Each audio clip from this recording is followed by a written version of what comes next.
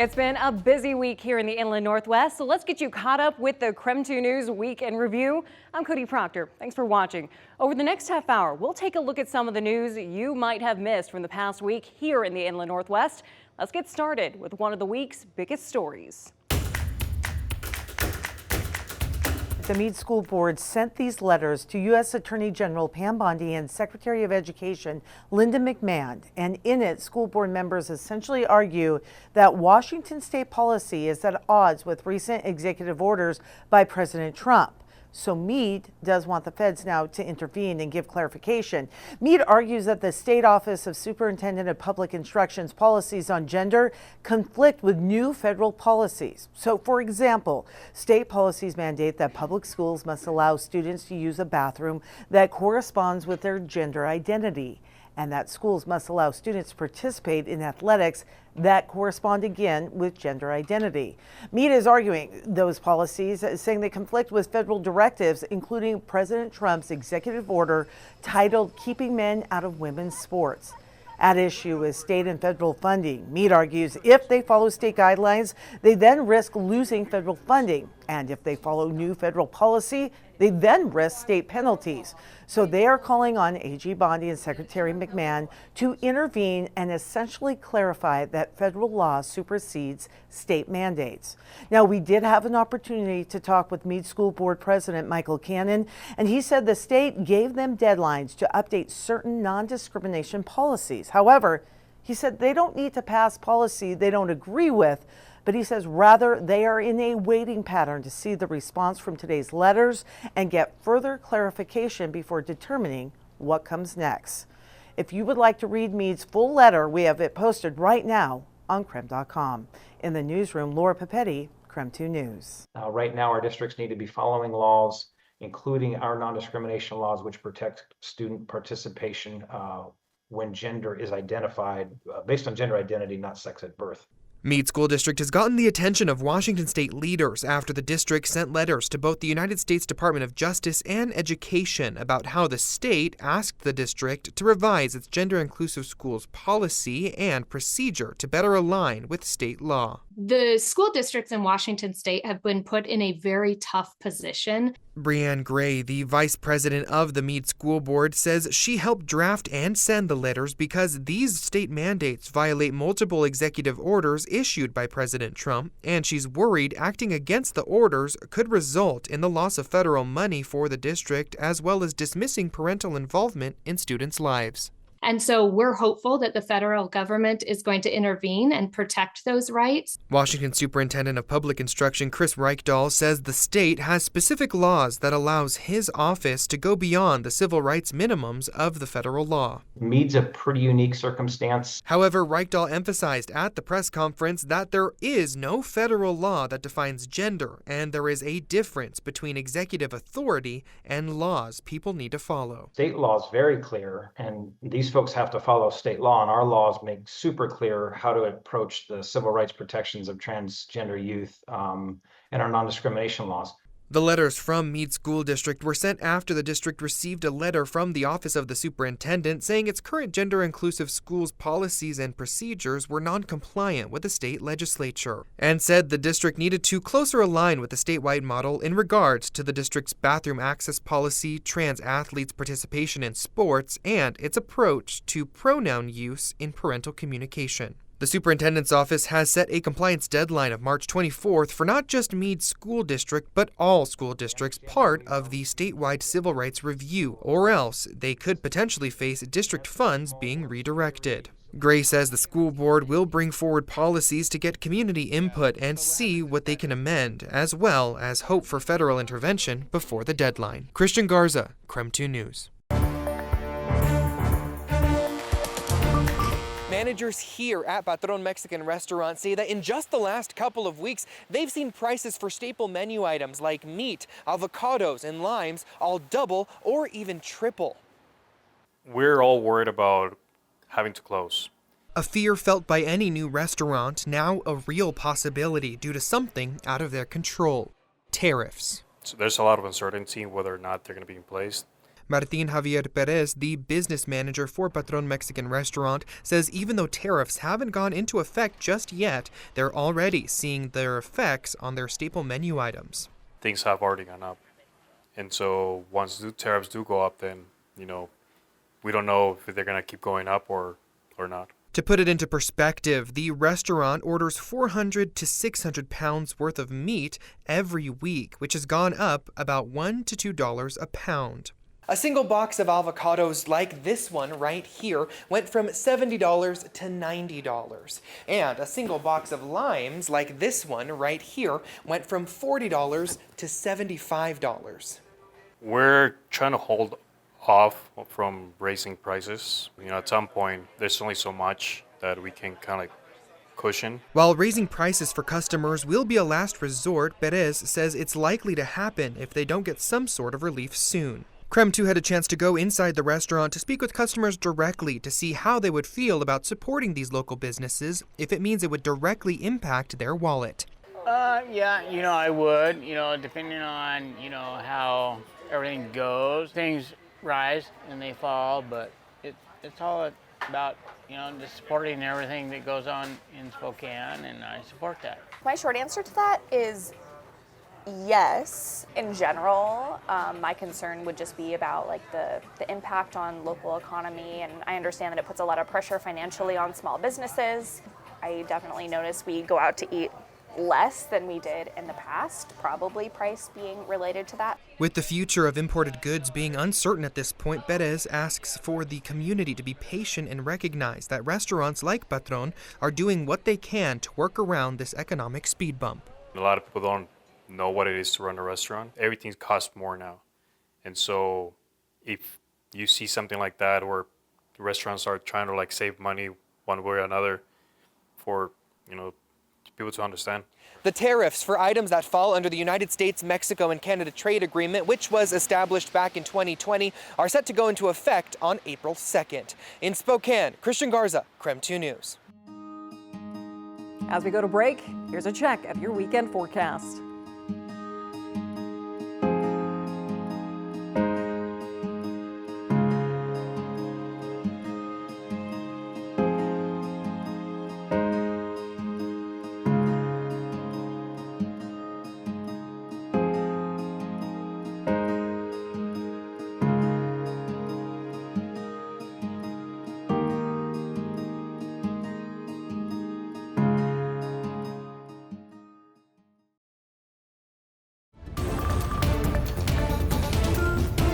Welcome back to the KREM 2 News Week in Review. Each weekend, we walk you through headlines for the past week in the Inland Northwest. Now to a story we've been following this week. Spokane's quarantine trailer was gutted during Saturday's fire. You can't readily see the damage from outside, but just take a look inside. This is the building where staffers worked around the clock to care for sick animals. So that's why they hope that they can get this back up and running quickly. This is where we put all of our sick animals that need the care, so it's really, really important to us.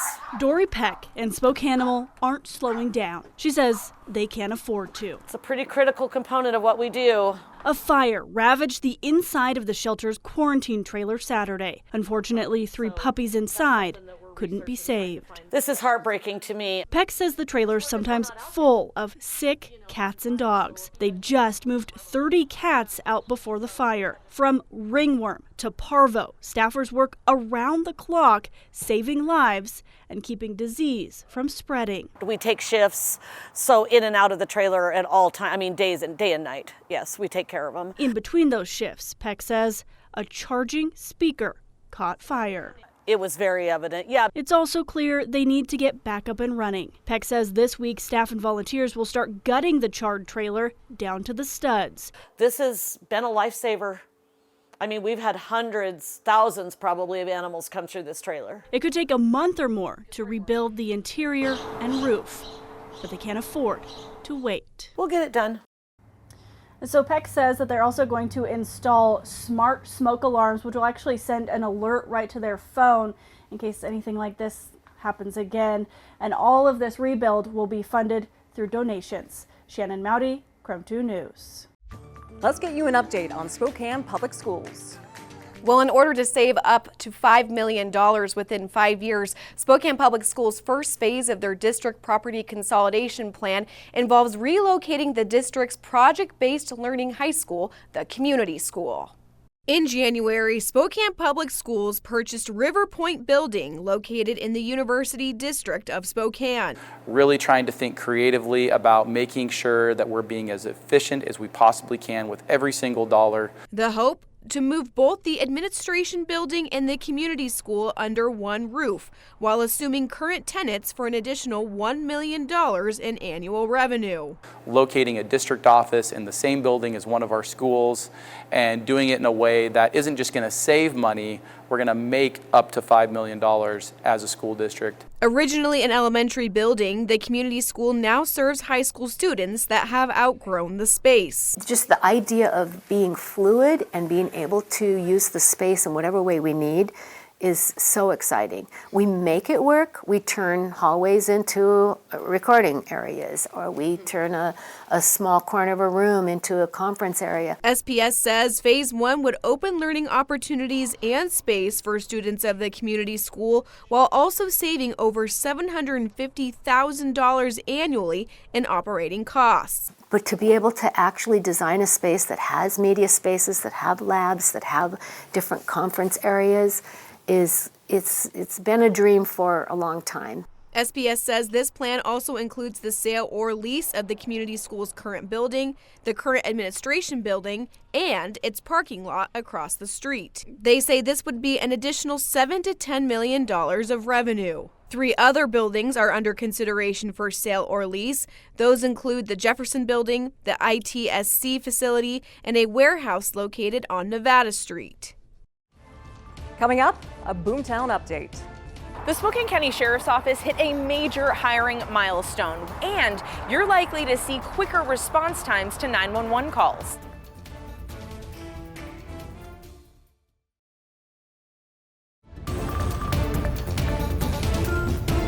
Thanks for joining KREM 2 News this weekend. I'm Cody Proctor. Right now, we're taking a look back at some of the news stories from the past week.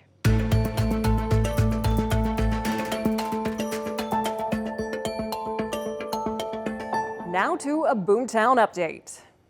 The Spokane County Sheriff's Office hit a major hiring milestone with 45 new hires in just 12 months. That means the deputy positions funded by the city of Spokane Valley are now fully staffed, and you're likely to see quicker response times to 911 calls. Right now, recruiting law enforcement officers is a nationwide challenge, but the Spokane County Sheriff's Office may have found the secret to quickly hire and retain its deputies. It's been a really good year for the Sheriff's Office. Sheriff John Knowles is proud to say the agency hired 45 new deputies since March last year. That's the most hires in agency history in a 12-month period. He says the secret to their success, streamlining the hiring process. Now, once we get an application and the background starts, we can get people in about 2 months now. Compared to what? Oh, sometimes well over 3, 4, maybe 6 months. Adding 4 more background investigators helped cut the hiring process time in half. 10 of the new hires are the recently added Spokane Valley deputy positions, which are funded by the city. The county funds the rest. I think everyone's excited that, we're starting to see a lot more officers on there, and they'll really start to see the impact. Police Chief David Ellis says the Valley positions are now fully staffed, which means if you call 911, you're likely to see a quicker response time. And the same goes for across Spokane County. Do you anticipate still needing more officers? Yeah, the Spokane County Sheriff's Office, Spokane Valley Police Department, traditionally loses about 25 officers per year for retirement. And so we're going to continue to still hire. We're still going to be recruiting. The work's not done yet, but it helps already having a successful plan. In Spokane Valley, Amanda Rowley, KREM 2 News.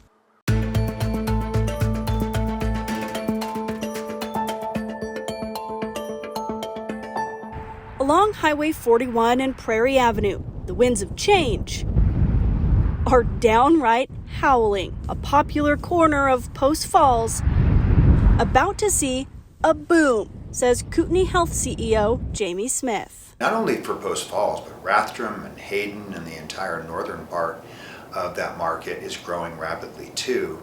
that it was time to introduce a campus out there. The hospital system is partnering with MultiCare on a collaborative new healthcare campus. Expected to break ground later this year, the Prairie Medical Project will start with medical offices and a micro-hospital. That really is mostly for emergency services and imaging, with some inpatient capacity. The plot of land along Highway 41 and Prairie Avenue is already jointly owned by Kootenai Health and MultiCare. And with development on all sides, Smith says this micro-hospital will meet the growing health needs of a growing area. We're adding here, so there will be additional jobs, there'll be additional activity. We hope to make a big economic impact to that area. And Smith says increased healthcare services are much needed, with this area's population expected to double within 2 decades. The physician accessibility is just not there for that much growth. With 30 acres to fill, the Prairie Medical Campus is expected to expand. Though Smith can't guess what mix of services it could bring, it may someday rival the size of Coeur d'Alene's Kootenai Health. I anticipate that in 20 or 30 years that campus will be as large, if not larger. The first phase of the project could be done within 2 to 3 years. Shannon Mowdy, KREM 2 News. Still ahead, we're celebrating the Inland Northwest. The Company Ballet School of Spokane is heading to the Youth American Grand Prix, the Olympics of Ballet.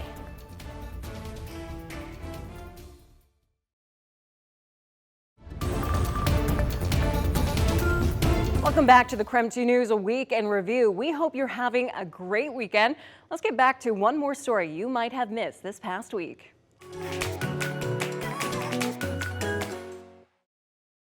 The Company Ballet School of Spokane is heading to the Youth American Grand Prix, the Olympics of Ballet. In the world of tutus and satin slippers, Spokane Valley is making a name for itself. We didn't really think we had this opportunity to get invited. 8 dancers that range from 13 to 20 years old are headed to the Youth American Grand Prix, or YAGP, finals competition in Tampa, Florida this April. It's very inspiring. These kids work their hearts out every single day. The YAGP competition is known as the most elite and prestigious ballet competition across the world. Only like the best of the best get to go to nationals. And the Company Ballet School in Spokane Valley has been invited after finishing in 2nd place in the local Seattle competition. Working really hard, dissecting each movement, making sure that our eyebrows and eyelashes are the same movement in the same direction. But now the team needs help making the trip possible. This time we're attending with our ensemble, which I think is extra special because all of the team gets to go and have the wonderful experience of being at the finals. The dance studio says they are asking for the community's help to cover the cost of housing for the trip, which is said to be about $6,500. See really amazing dancers from all over the world, and it's going to be really inspiring for me. The Company Ballet School says they welcome donations before their trip on April 20th to make their dancing dreams into reality. Sometimes I can't find the words to say how I feel, and just like dancing helps me get it out, I guess. Yeah. These dancers are heading to finals in Tampa, Florida in April. They need your help in getting there. We're reporting from Spokane Valley from the Company Ballet School. Rican Gallo, KREM 2 News. Keep it here for more news and weather updates throughout the weekend. And don't forget, you can watch our latest newscasts anytime on your schedule on KREM 2 Plus. Download and watch right now for free. I'm Cody Proctor. Thank you for watching the KREM 2 News Week in Review.